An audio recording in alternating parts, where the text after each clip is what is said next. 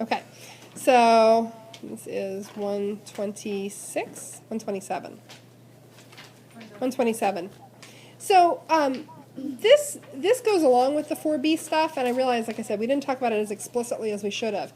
It's the idea of action and reaction forces, and this is when we talk about, the platform is exerting a weight, a force back up on you that you're exerting downward on it.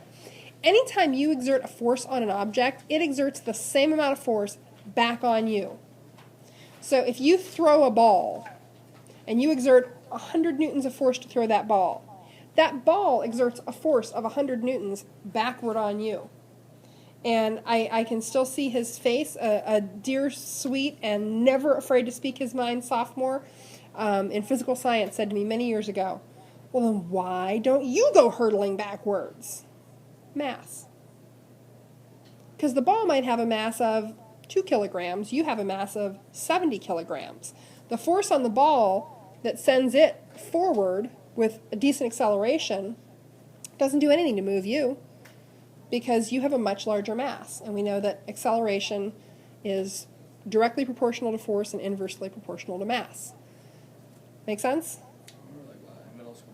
Yeah, I mean, we talk about it in middle school. We talk about it in physical science. She dropped a tennis ball on a basket. So for every action, there's an equal and opposite reaction. You hammer a nail. The nail exerts a force on the hammer. The hammer exerts a force on the nail exerts a force backwards. So you're always looking at those kind of pairs. All right, now let's go on to what your book terms everyday forces, which we've actually been doing, but we haven't talked explicitly about that. It's the one thing that I would rearrange in the. So weight, we've been talking about. And your weight is not given in pounds, it is given in newtons. Please try this next time you renew your driver's license. It's just how attractive you are to the earth. It's how much force the earth exerts downward on you. The more kilograms of mass you have, the more stuff you're made up of, the more attractive you are to the earth, and the more force the earth exerts downward on you. Weight changes on different planets. You weigh less on the moon, you weigh more on Jupiter, because it's the attractive force of the planet. So it's that G, acceleration due to gravity, and that is dependent on the mass of the object you're standing on.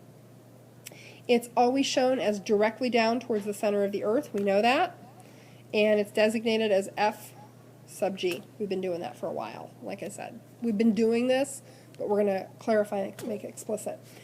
Normal force is typically the opposite of the force of gravity.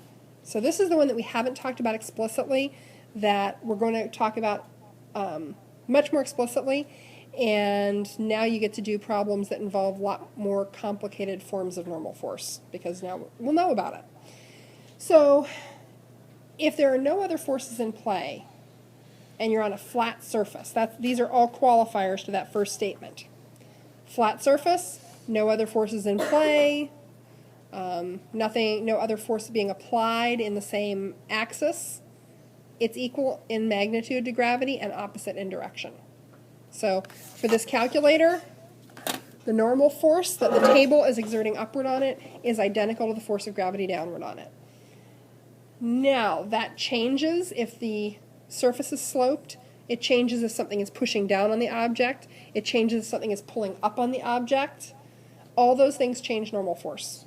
So is normal force just the force being pushed up? It's the force being exerted by the surface that you're in contact with. So it's not just the gravity? It's not just the opposite of gravity. It's the force being exerted by the surface. Now, this one is real important.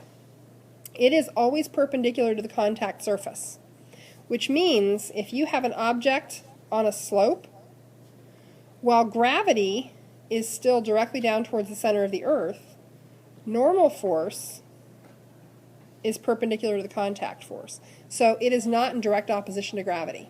Okay, we'll do lots of problems with that. It's in overall opposition to gravity. So very often if we have a sloped surface, the normal force is going to be equal in magnitude to some part of gravity, like gravity on the y-axis, if our gravity is split. And we show normal force as F sub n, it's lowercase n, because of course uppercase n's are newtons, and it just gets to be all too much. Okay, we'll pick up tomorrow. No, we'll pick up Thursday. Have a good day off.